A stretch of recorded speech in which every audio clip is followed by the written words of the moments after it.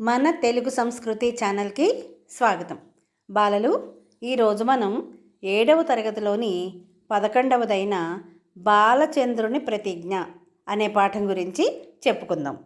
బాలచంద్రుని ప్రతిజ్ఞ అంటే పల్నాటి వీరుడు అయినటువంటి బాలచంద్రుడు అంటే బ్రహ్మనాయకుడు ఐతమ్మ లేదా ఐతాంబ అనే దంపతులకు లేక కలిగినటువంటి కుమారుడే ఈ బాలచంద్రుడు.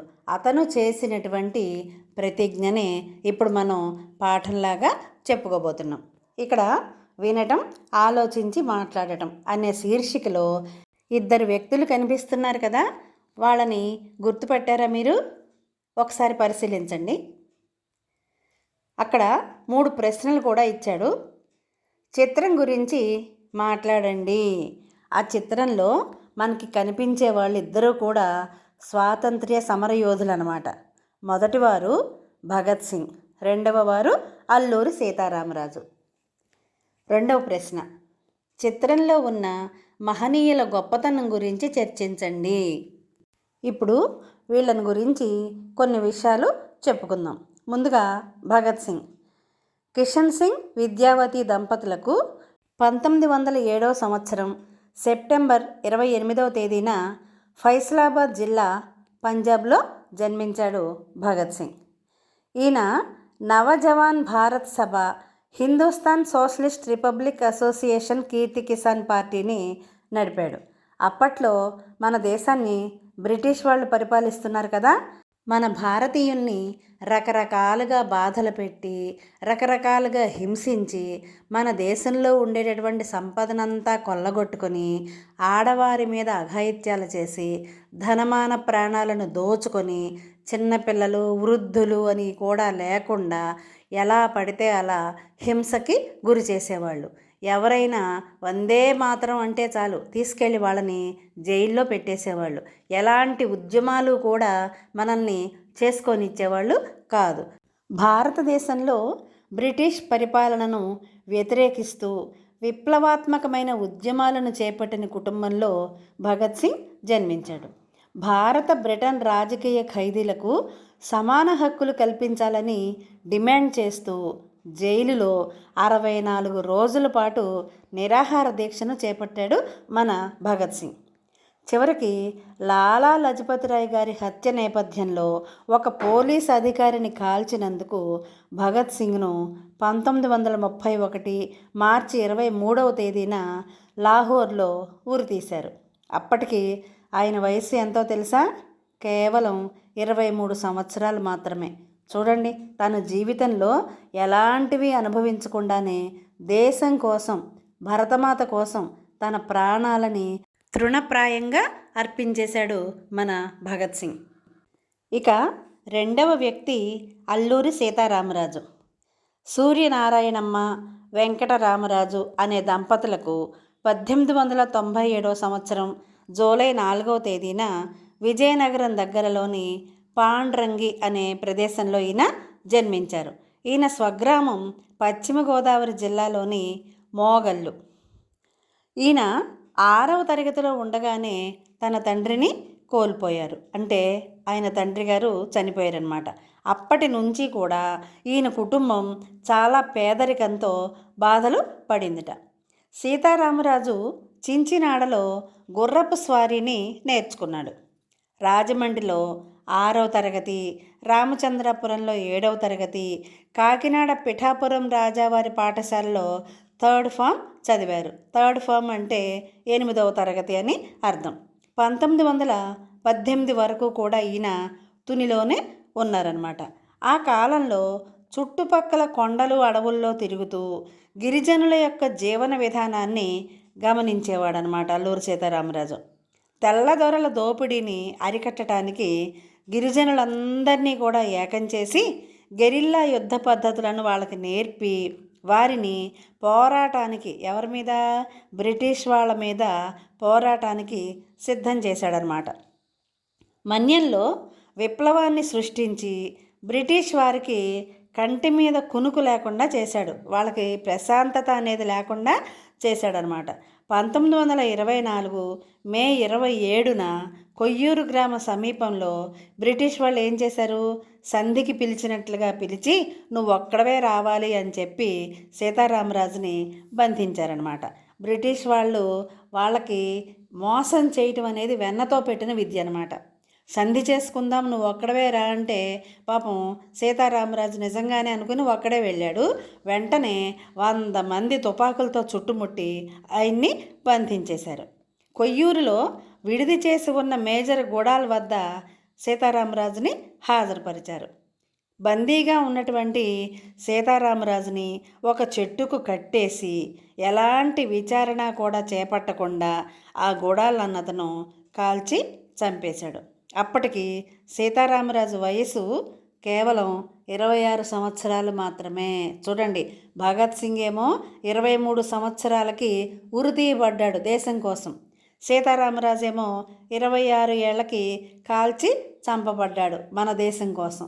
చూడండి ఎంతటి త్యాగధనులు కదా వీళ్ళు, కదా అసలైన స్వాతంత్ర సమరయోధులు. కానీ వేరే వాళ్ళందరినీ స్వాతంత్ర సమరయోధులు అని చెప్పి డాంబికాలు చెబుతూ ఉంటారు చాలామంది, అసలు వాళ్ళని మరుగున పరిచేసి. ఇలాంటి వాళ్ళే నిజమైనటువంటి స్వాతంత్ర సమరయోధులు అంటే. ఇక్కడ గెరిల్లా యుద్ధం అని వచ్చింది కదా, గెరిల్లా యుద్ధం అంటే ఎలాంటి ముందస్తు సమాచారం లేకుండా అకస్మాత్తుగా హఠాత్తుగా అప్పటికప్పుడు దాడి చేయటాన్నే గెరిల్లా యుద్ధం అని అంటారనమాట. మూడవ ప్రశ్న, మీకు తెలిసిన యోధుల గురించి మాట్లాడండి. మనకి తెలిసినటువంటి స్వాతంత్ర సమరయోధులు వీరులు ఇంకా ఎవరున్నారు? నేతాజీ సుభాష్ చంద్రబోస్. ఈయన 1897 సంవత్సరం జనవరి 23వ తేదీన కటక్లో జన్మించారు. ఈయన భారత జాతీయ ఫార్వర్డ్ బ్లాక్ అనే సంస్థని స్థాపించారు. ఈయన తల్లిదండ్రులు జానకీనాథ్ బోస్, ప్రభావతీదేవి. 11 సార్లు స్వాతంత్ర సంగ్రామంలో ఆంగ్లేయులచే కారాగారంలో అంటే జైలులో నిర్బంధించబడ్డాడు. చూడండి, 11 సార్లు ఈయన్ని జైలులో పెట్టారట బ్రిటిష్ వాళ్ళు. జపాన్ సహాయంతో భారత యుద్ధ ఖైదీలు, రబ్బర్ తోట కూలీలు, ఔత్సాహికులతో అంటే ఉత్సాహవంతులతోటి భారత జాతీయ సైన్యాన్ని ఏర్పాటు చేశాట. అంటే ఆజాద్ హిందూ ఫౌజ్ అనే దాన్ని బోస్ గారు స్థాపించారు. బ్రిటిష్ వారితో యుద్ధాన్ని జర్మనీ, జపాన్ల సహాయంతో సాగించాడు. అయితే 1945 ఆగస్టు 18న తైవాన్లో జరిగిన విమాన ప్రమాదంలో బోస్ గారు మరణించారని చెప్తారు. కానీ ప్రమాదం నుంచి బయటపడి అజ్ఞాతంలోకి వెళ్ళిపోయారు అనేది కొంతమంది యొక్క విశ్వాసం. కానీ ఇప్పటికీ కూడా ఆయన మరణం ఒక రహస్యంగానే అలాగే ఉండిపోయింది. ఇంకొక స్వాతంత్ర్య సమరయోధురాలు ఝాన్సీ లక్ష్మీబాయి. ఈవిడ 1828 సంవత్సరం నవంబర్ 19వ తేదీన మహారాష్ట్రలోని సతారా అనే చోట జన్మించింది. ఈవిడ తల్లిదండ్రులు మోరోపంత్ తాంబే, భాగీరథీబాయి. వీరిది సంప్రదాయ బ్రాహ్మణ కుటుంబం. ఆమె చిన్నప్పటి పేరు మణికర్ణిక. అయితే అందరూ ముద్దుగా మను అని పిలిచేవారు. ఆమె 4వ ఏటనే తల్లి మరణించింది. ఝాన్సీ లక్ష్మీబాయి తల్లి ఝాన్సీ లక్ష్మీబాయికి 4వ సంవత్సరం ఉన్నప్పుడు చనిపోయిందనమాట భాగీరథీబాయి. చిన్నతనంలోనే గుర్రపు స్వారీ, కత్తి యుద్ధం నేర్చుకుంది. ఈమెను 13వ ఏట ఝాన్సీ రాజు అయినటువంటి గంగాధర్రావు వివాహం చేసుకున్నాడు. గంగాధర్రావు మరణానంతరం ఝాన్సీని బ్రిటిష్ వారు స్వాధీనం చేసుకోవాలి అని అనుకున్నారట. కానీ లక్ష్మీబాయి దానికి అంగీకరించకుండా బ్రిటిష్ వాళ్ళపైన తిరుగుబాటును చేసింది.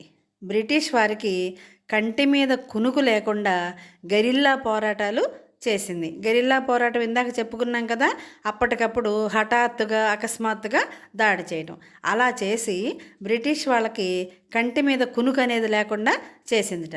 చివరకు బ్రిటిష్ వారి దుర్మార్గానికి 1858 జూన్ 18న గ్వాలియర్లో మరణించింది.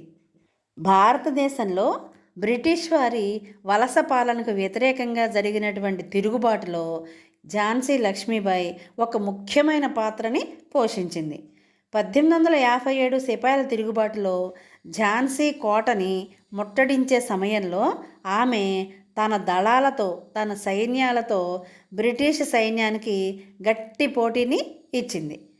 చివరికి ఆమె తన దేశం కోసం చేసిన త్యాగం కానివ్వండి, పరాక్రమం కానివ్వండి, ఆమెను భారతదేశంలో ఒక వీర నారిగా నిలబెట్టాయి. ఇలాంటి వాళ్ళ జీవిత చరిత్రలన్నీ చదివితే మనకి వాళ్ళ గురించి ఇంకా సమాచారం తెలుస్తుంది. తప్పకుండా చదువుతారు కదా. ఇప్పుడు ఉద్దేశం చెప్పుకుందాం. ఈ పాఠం యొక్క ఉద్దేశం: భారతదేశ చరిత్రలో రాజ్యకాంక్షతో జరిగిన యుద్ధాలు కొన్ని, ధర్మాన్ని రక్షించటం కోసం జరిగిన యుద్ధాలు మరికొన్ని.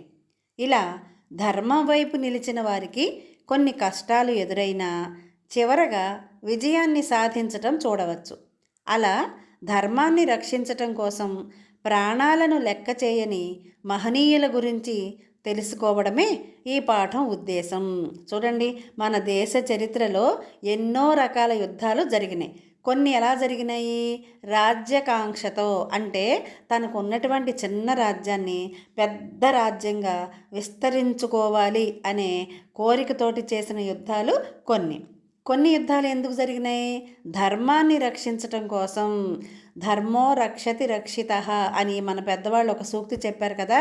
ధర్మాన్ని మనం రక్షిస్తే ఆ ధర్మమే మళ్ళీ మనల్ని తిరిగి రక్షిస్తుంది. అలా ధర్మ రక్షణ కోసం చేసినటువంటి యుద్ధాలు ఇంకా కొన్ని. ఇలా ధర్మం వైపు నిలబడి యుద్ధం చేసిన వాళ్ళకి తాత్కాలికంగా కష్టాలు ఎదురవుతాయి, కానీ శాశ్వతమైనటువంటి చిరకీర్తి అంటే యశస్సు మాత్రం వాళ్ళకే లభిస్తుంది. విజయం కూడా వాళ్ళనే వరిస్తుంది. ఇలా ధర్మం కోసం, ధర్మాన్ని రక్షించటం కోసం ప్రాణాలను కూడా లెక్క చేయకుండా ఎవరైతే మహనీయులు ఉన్నారో వాళ్ళను గురించి తెలుసుకోవటమే ఈ పాఠం యొక్క ముఖ్యమైన ఉద్దేశం. ఇప్పుడు నేపథ్యం చూద్దాం. పల్నాటి రాజ్యం పొలిమేరల్లో యుద్ధ వాతావరణం ఏర్పడింది. ఆ సమయంలో పట్టణ వీధుల్లో బాలచంద్రుడు బొంగరాలాట ఆడుతున్నాడు. నైపుణ్యంతో కూడిన ఆట అందరినీ ఆకట్టుకుంటోంది. అమ్మలక్కలందరూ చుట్టూ చేరి చూస్తూ ఆనందిస్తున్నారు. ఒక బొంగరం పొరపాటున అన్నమ్మ అనే ఆమెకు తగిలింది. ఆమె కోపంగా, నీ పౌరుషం బొంగరాలాటలో కాదు, యుద్ధభూమిలో చూపించు, పల్నాటి వీరత్వాన్ని ప్రదర్శించు అని అంది. వెంటనే బాలచంద్రుడు పౌరుషంతో యుద్ధరంగానికి బయలుదేరి తల్లి దీవెనలు తీసుకునే సందర్భంలోనిదే ఈ పాఠం యొక్క నేపథ్యం. అసలు ఈ బాలచంద్రుడు ఎవరు? బ్రహ్మనాయకుడు ఐతాంబ లేదా ఐతమ్మ అనే దంపతులకు లేక పుట్టినటువంటి కుమారుడనమాట. ఈ కుమారుడు కలగటం కోసం వాళ్ళు ఎన్నెన్నో ధార్మికమైనటువంటి పనులు చేశారు, దాన ధర్మాలు చేశారు, అన్నసత్రాలు కట్టించారు, ఇంకా ఎన్నో నోములు నోచారు. చివరికి ఎలాగైతే మాచర్ల చెన్నకేశవుని దయవలన ఐతాంబ గర్భవతి అయి చక్కగా ఒక శుభముహూర్తంలో కుమారుని ప్రసవించింది. అతనికి బాలచంద్రుడు అని నామకరణం చేసి దినదినాభివృద్ధి పొందుతున్నటువంటి ఆ బిడ్డని చూసుకుని తల్లిదండ్రులు ఎంతో మురిసిపోతున్నారనమాట. ఆ బాలచంద్రుడే ఇప్పుడు మనం పాఠంలో చెప్పుకోబోయేటటువంటి బాలచంద్రుడు. భారత వీరులలో సుప్రసిద్ధుడైనటువంటి అర్జునుడి కుమారుడైనటువంటి అభిమన్యుడు ఎంత వీరుడో ఈ బాలచంద్రుడు కూడా, అంటే బ్రహ్మనాయకుడి కొడుకైనటువంటి బాలచంద్రుడు కూడా అంతే వీరుడు అని ఈయన్ని ఆంధ్ర అభిమన్యుడు అని పిలుచుకుంటారనమాట. ఈ పల్నాడు అనేది మాచర్ల, కారంపూడి, గురజాల, నరసరావుపేట, అలాగే మార్కాపూర్ ప్రాంతాలలో విస్తరించింది. ఈ పల్నాటి యుద్ధం 1178, 1182 సంవత్సరాల కాలంలో జరిగింది. ఎవరెవరి మధ్య జరిగింది? గురజాల రాజ్యాన్ని పరిపాలించినటువంటి నలగామరాజుకి, మాచర్ల రాజ్యాన్ని పరిపాలించేటటువంటి అతని సవతి సోదరుడైన మలిదేవరాజుకి మధ్య జరిగింది. అయితే నలగామరాజుకి నాయకురాలు నాగమ్మ అనే ఆవిడ మద్దతు ఇస్తే, ఈ మలిదేవరాజుకి బ్రహ్మనాయుడు లేదా బ్రహ్మనాయకుడు అంటే ఇతను బాలచంద్రుని యొక్క తండ్రి అన్నమాట, అతను మద్దతుని ఇచ్చారు. అంటే చెరొక వైపు నిలబడ్డారనమాట. ఇప్పుడు అదే యుద్ధానికి బ్రహ్మనాయుడు తన పిల్లవాడైనటువంటి లేకలేక కలిగినటువంటి పుత్రుడు కుమారుడు అయిన బాలచంద్రుడికి చెప్పకుండా అతన్ని యుద్ధానికి తీసుకువెళ్లకుండా యుద్ధానికి వెళ్తాడనమాట బ్రహ్మనాయుడు. అందుకని ఇతను ఆడుకుంటూ ఉంటుంటే అన్నమ్మ అనే అమ్మాయి, నీ వీరత్వాన్ని పల్నాటి యుద్ధంలో ప్రదర్శించు, బొంగరాలాటలో కాదు అని చెప్పి పరుషంగా మాట్లాడేసరికి పౌరుషం వచ్చి విషయాన్ని తెలుసుకుని నేను కూడా యుద్ధరంగానికి వెడతాను అని చెప్పి బయలుదేరి తన తల్లి అయినటువంటి ఐతమ్మ లేదా ఐతాంబ యొక్క దీవెనలు తీసుకునే సందర్భంలోనిదే ఇప్పుడు మనం చెప్పుకోబోయేటటువంటి పాఠం బాలచంద్రుని ప్రతిజ్ఞ. కవి పరిచయం. ఈ పాఠాన్ని రచించినటువంటి కవి శ్రీనాథుడు. ఈయన 1385 నుంచి 1475 మధ్యకాలంలో జీవించి ఉన్నారు. ఈయన పెదకోమటి వేమారెడ్డి ఆస్థానంలో విద్యాధికారిగా ఉండేవాళ్ళు. ఈయన రాసినటువంటి చాటు పద్యాలు ఆంధ్రదేశమంతటా కూడా చాలా ప్రసిద్ధిని పొందాయి. మరుత్తరాట్ చరిత్ర, శృంగార నైషధము, కాశీఖండము, హరవిలాసము, పల్నాటి వీర చరిత్రము, క్రీడాభిరామము మొదలైన రచనలు ఎన్నో ఈయన చేశారు. వీరికి కవి సార్వభౌముడు అనే బిరుదు ఉంది. ఇప్పుడు మనం చెప్పుకోబోయేటటువంటి పాఠ్యభాగం పల్నాటి వీర చరిత్ర అనే గ్రంథంలో నుంచి తీసుకోబడింది. ఇది ద్విపద ప్రక్రియకు సంబంధించినటువంటి పాఠం. అంటే 2 పాదాలతో ఉన్నటువంటి పద్యం. ఇది పాడుకోవటానికి వీలుగా అనువుగా ఉంటుంది. ఇది పాడుకునేటప్పుడు కొన్ని అక్షరాలకి దీర్ఘం లేకపోయినా సరే లయ కోసం కొన్ని అక్షరాలకి దీర్ఘం పలకవలసి వస్తుంది, గమనించగలరు. పాఠం చెప్పేసుకుందామా? వినండి. అని తల్లి పలికిన ననియే బాలుండు, భయమేల గొల్పెదు భామని విపుడు, నలగాముడెరుగును నాదు శౌర్యంబు, ప్రళయకాలము నాటి భైరవు రీతి, సైంధవ వధవేళ సాహస స్ఫూర్తి, విజయుడు రణములో విహరించునట్లు, కౌరవ సేనలో గదబట్టి దూరి, వడముడి రణమున వ్రాలిన ఎట్లు, వాయుపుత్రుడు లంకవడి తోడజొచ్చి, భస్మంబు గావించి ప్రబలిన భంగి, రాక్షసారణములో రామచంద్రుండు, వీర పరాక్రమ విధి చెందినట్లు, జలధి మధ్యంబున సారెకు దిరుగు, మందరా శైలంబు మాట్కిదోపంగా, ఫాలాక్షుడతి రౌద్ర పటిమ మీరంగా, త్రిపురముల్గాలిచి తీర్చిన ఎట్లు, స్థావర జంగమా సకల వస్తువుల, ప్రళయాబ్ది ముంచంగ బరగిన రీతి, కామభూపదళము గడగడ వణక, విక్రమక్రమ శక్తి విడివడా చొచ్చి, పృథ్వీపై పీనుగు పెంటలుగాగా, విహరింతు మదిలోన వేడుక కొలది, ఉర్వీసుదళముల కురుమని పిడుగా, గర్వించు పగవారి కంటిలో నిరుస, ఎదురెవ్వరే నాకు నీ భువిలోన, నలగాము బలముల నలి చేసి, వండంగ తరగిన వడపున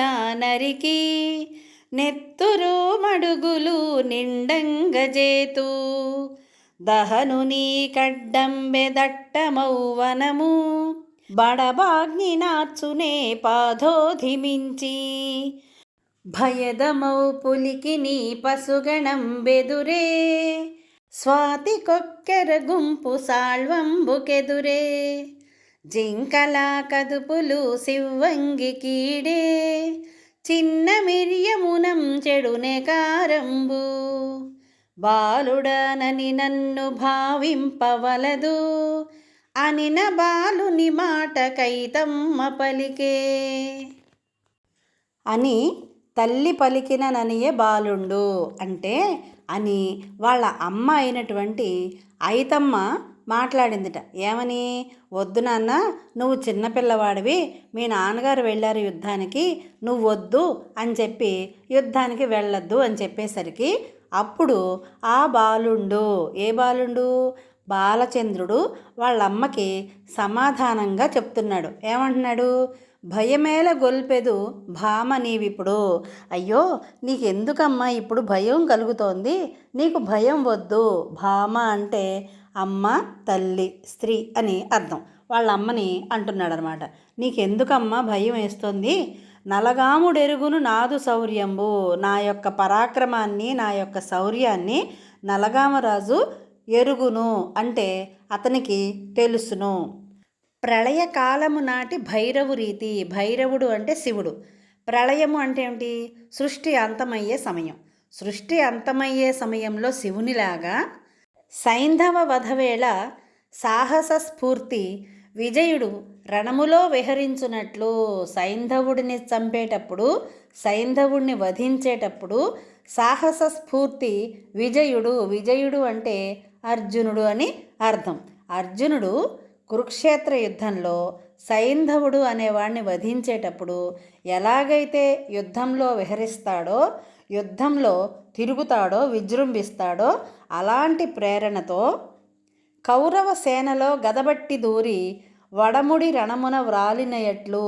కౌరవ సేన, కౌరవుల యొక్క సైన్యంలో గదపట్టి దూరి, గద పట్టుకుని ప్రవేశిస్తాట. ఎవరు? వడముడి. వడముడి అంటే భీముని యొక్క మరొక పేరు. రణము అంటే యుద్ధంలో. యుద్ధం జరిగేటప్పుడు భీముడు గద పట్టుకొని కౌరవుల యొక్క సైన్యంలో ప్రవేశించినట్లుగా నేను ప్రవేశిస్తాను.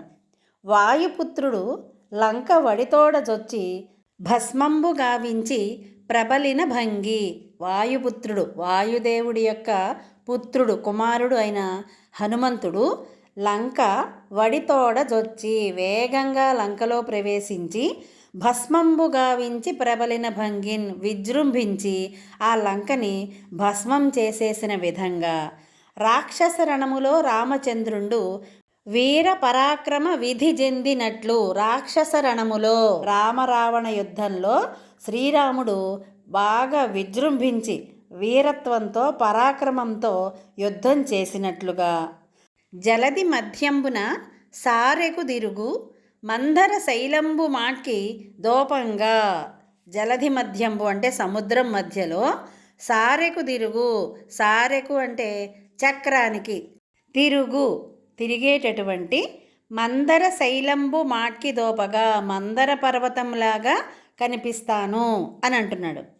ఫాలాక్షుడతిరౌద్ర పటిమ మీరంగా త్రిపురముల్ గాలిచి తీర్చిన ఎట్లు. ఫాలాక్షుడు అంటే శివుడు. రౌద్ర పటిమ అంటే అతని యొక్క, శివుని యొక్క రౌద్రం యొక్క గొప్పతనాన్ని మీరగా అంటే అధిగమించి, త్రిపురముల్ గాలిచి తీర్చిన ఎట్లు త్రిపురాలని కాల్చినట్లుగా నేను నలగాముని సైన్యాన్ని కాల్చేస్తాను అంటే నాశనం చేసేస్తాను అని చెప్పి బాలచంద్రుడు వాళ్ళ అమ్మతోటి చెబుతున్నాడు. స్థావర జంగమ సకల వస్తువుల ప్రళయాబ్ది ముంచంగా బరగిన రీతి అంటే కదిలే వస్తువులని, కదలని వస్తువులని ప్రళయకాలంలో శివుడు ఏ విధంగానైతే అన్నిటినీ సాగరంలో ముంచేస్తాడో, సాగరంలో ముంచి నాశనం చేసేస్తాడో, అలాగే కామభూపదళము గడగడ వణక. కామభూపతి అంటే కామరాజు అయినటువంటి అతని సైన్యము గడగడ వణికేలాగా విక్రమ క్రమశక్తి విడివడజొచ్చి. విక్రమ క్రమశక్తి అంటే అతని యొక్క సైన్యం యొక్క శక్తి విడివడజొచ్చి బలహీనపరిచేలాగా, బలహీనపరచేసి పృథ్వీపై పీనుగు పెంటలుగాగా. భూమిపై, పృథ్వీపై అంటే ఏంటి, ఈ భూమి మీద పీనుగు పెంటలు అంటే శవాలు దెబ్బలు, శవాల యొక్క సమూహాలు అన్నమాట. శవాలు కుప్పలయ్యేలాగా, శవాల దెబ్బలయ్యేలాగా నేను చేస్తాను. ఉర్వీసు దళముల కురుమని పిడుగా అంటే ఇక్కడ దళములకు ప్లస్ ఉరుమని పిడుగా అని చదువుకోవాలి. ఉర్వీసుడు అంటే ఎవరు, రాజు. ఆ నలగాము రాజు యొక్క దళములకు, సైన్యానికి నేను ఉరమని పిడుగునవుతాను, ఉరుములు లేకుండా పడే పిడుగునవుతాను వాళ్ళ సైన్యానికి. గర్వించు పగవారి కంటిలో నెరస అంటే గర్వించేటటువంటి శత్రువుల కళ్ళల్లో నేను నలుసునవుతాను. చూడండి, మనకి కంట్లో చిన్న నలక పడితేనే చాలా ఇబ్బందికి గురవుతాము. అలాంటిది ఆ సైన్యానికే కంట్లో నలుసులాగా నేను మారతాను, వాళ్ళని ఇబ్బంది పెట్టేస్తాను అని చెప్పి బాలచంద్రుడు వాళ్ళ అమ్మతో అంటున్నాడు. ఎదురెవ్వరే నాకు నీ భువిలోన, నాకు ఈ భూమి మీద ఎదురు ఎవరు నిలవగలరు నా బలపరాక్రమముల ముందు. నలగాము బలముల నలినలి చేసి, ఆ నలగాము రాజు యొక్క బలముల నలినలి చేసి వాళ్ళ యొక్క సైన్యాన్ని పిండి కింద నలిపేస్తాను. వండంగా తరిగిన వడుపున నరికి నెత్తురు మడుగులు నిండంగజేతో. ఏమంటున్నాడు, తరిగిన వడుపున నరికి, వండటానికి తరిగేటటువంటి కూరల్లాగా వాళ్ళ తలకాయల్ని నరికేసి నెత్తురు మడుగులు నిండంగజేతు, రక్తాన్ని ఏరుల్లాగా పారిస్తాను ఆ యుద్ధభూమిలో. దహనుని కడ్డంబె దట్టమౌ వనము బడబాగ్ని నార్చునే పాదోధి మించి. దట్టమౌ వనము, దట్టమైనటువంటి అడవి. దహనుని కడ్డంబే, దహనుడు అంటే అగ్ని, అగ్నికి అడ్డం వస్తుందా, కాల్చేసేయాలి అనుకునేటటువంటి అగ్నిదేవుడికి దట్టమైనటువంటి వనము కూడా అడ్డం కాదు. బడబాగ్ని నార్చునే పాదోధి మించి, పాదోధి అంటే సముద్రం, సముద్రంలో ఉండేటటువంటి అగ్నిని బడబాగ్ని అని అంటారు. సముద్రం బడబాగ్ని నార్చునే, బడబాగ్నిని ఆర్పేయగలదా అంటే ఆర్పేయలేదు అని అర్థం. సముద్రంలో ఉండేటటువంటి బడబాగ్నిని సముద్రం కూడా ఏమీ చెయ్యలేదు. భయదమౌ పులికిని పశుగణం బెదురే, భయదము అంటే భయాన్ని కలిగించేటటువంటి పులికి పశుగణం బెదురే, పశువులు ఎన్ని ఎదురొచ్చినా సరే దానికి ఏమైనా భయం వేస్తుందా, వాటిల్ని చీల్చి చెండాడేస్తుంది పులి. స్వాతి కొక్కెర గుంపు సాళ్వంబు కెదురే, సాళ్వము అంటే డేగ, డేగని కొక్కెర గుంపు అంటే కొంగల సమూహం ఏమైనా చేయగలదా, ఎదుర్కోగలదా, ఏమీ చేయలేదు. జింకల కదుపులు శివ్వంగి కీడే, జింకల కదుపులు, కదుపులు అంటే సమూహము, జింకల యొక్క సమూహము శివ్వంగి కీడే, శివ్వంగి అంటే పునుగు పిల్లి లేదా ఆడసింహం, దాన్ని ఏమైనా చేయగలదా, దానికి కీడును తలబెట్టగలదా, ఏమీ చేయలేవు. చిన్న మిరియమునం చెడునే కారంబు, చిన్న మిరియపు గింజ కారం ఏమైనా తక్కువగా ఉంటుందా, గింజ చిన్నదిగా కనిపిస్తుంది కానీ దాని ఘాటు కారం మాత్రం చాలా ఎక్కువగా ఉంటుంది అని బాలుడు, ఎవరి బాలుడు, బాలచంద్రుడు వాళ్ళ అమ్మతో చెబుతున్నాడు. బాలుడనని నన్ను భావింపవలదు, నేను చిన్నపిల్లవాడిని అని నువ్వు భావించవద్దు అని వాళ్ళమ్మకి బాలచంద్రుడు ఇవన్నీ కూడా చెప్పుకుంటూ వచ్చాడు. అనిన బాలుని మాట కైతమ్మ పలికే, ఎప్పుడైతే బాలచంద్రుడు ఇవన్నీ వాళ్ళ అమ్మతో చెప్పాడో అవన్నీ విన్న తర్వాత వాళ్ళమ్మ ఐతమ్మ ఇలా చెప్తోంది అని పాఠాన్ని ముగించారు. చూసారా, బాలచంద్రుడికి తన మీద తనకి ఎంత నమ్మకం, ఆత్మవిశ్వాసం ఉన్నాయో. వాళ్ళ అమ్మ నువ్వు చిన్నపిల్లాడివి, యుద్ధానికి వెళ్ళొద్దు అని చెప్పినందుకు గాను తను ఏమేమి చెయ్యగలడో అనేదాన్ని వివరంగా చెప్పాడు వాళ్ళమ్మకి. పైగా ఇంకా ధైర్యం చెప్పాడు, నువ్వు భయపడద్దమ్మా, నేను చిన్నపిల్లవాడిని అని నువ్వు అనుకోవద్దు, నేను ఏదైనా చేయగలను అని చెప్పి వాళ్ళమ్మకి ధైర్యం చెప్పి యుద్ధానికి బయలుదేరుతున్నాడు. ఇప్పుడు సారాంశం చూద్దాం. యుద్ధానికి పోవద్దని పలికిన తల్లి ఐతమ్మతో బాలచంద్రుడు ఇలా పలికాడు. నన్ను ఎందుకు భయపెడతావు? నా పరాక్రమం నలగామరాజునకు తెలుసు. ప్రళయకాలంలో కాలభైరవుని వంటి వాడిని. సైంధవుని చంపేవేళ అర్జునుడు యుద్ధంలో విహరించినట్లుగా విహరిస్తాను. కౌరవ సైన్యంలో గద పట్టుకొని భీముడు యుద్ధం చేసినట్లుగా చేస్తాను. హనుమంతుడు లంకలోకి వేగంగా ప్రవేశించి లంకా దహనం చేసినట్లుగా చేయగలను. శ్రీరామచంద్రుని వలె రాక్షసులతో యుద్ధం చేసి వీరత్వానికి ప్రతీకయ్యై నిలుస్తాను. దేవదానవులు సముద్రాన్ని చిలికినప్పుడు సముద్రం మధ్యలో మందర పర్వతం ఆధారమై నిలిచినట్లు నిలుస్తాను. ఫాలాక్షుడు గొప్ప శౌర్య పరాక్రమం ఉట్టిపడేటట్టు త్రిపురాసురునితో యుద్ధం చేసినట్లు చేస్తాను. శివుడు కోపంతో త్రిపురాలను కాల్చినట్లు చెలరేగుతాను. మహాశివుడు ప్రళయకాలంలో భూమండలాన్ని సముద్రంలో ముంచినట్లు యుద్ధంలో సైన్యాన్ని నశింపజేస్తాను. నలగామరాజు సైన్యం గడగడ వణికేటట్లు గొప్ప పరాక్రమాన్ని ప్రదర్శిస్తాను. యుద్ధరంగంలో శత్రు సైన్యం కుప్పలు తెప్పలుగా పడేటట్లు నా మనస్సు ఆనందపడేటట్లు విహరిస్తాను. మహారాజు సైన్యం పాలిట ఉరుములు లేని పిడుగునవుతాను. గర్వించే సైన్యానికి కంటిలో నలుసునై వేధిస్తాను. ఆ సమయంలో నన్ను ఈ భూమిపై ఎదిరించేవారెవరున్నారు? నలగామరాజు బలగాన్ని తుక్కు తుక్కుగా చేస్తాను. వంట చేసేటప్పుడు కూర ముక్కలు తరిగినట్లుగా తరుగుతాను. యుద్ధంలో రక్తం మడుగులు కట్టిస్తాను. దావాగ్ని దహనం చేయడానికి అడవి అడ్డమా? బడబాగ్నిని సముద్రం ఆర్పగలదా? భయంకరమైన పులిని జంతు సమూహం ఎదిరించగలదా? డేగను కొంగలు అడ్డుకోగలవా? వేగంలో శివంగికి జింకల సమూహం సాటి అవుతుందా? మిరియపు గింజ చిన్నదైన కారం చెడుతుందా అని బాలచంద్రుడు పలికాడు.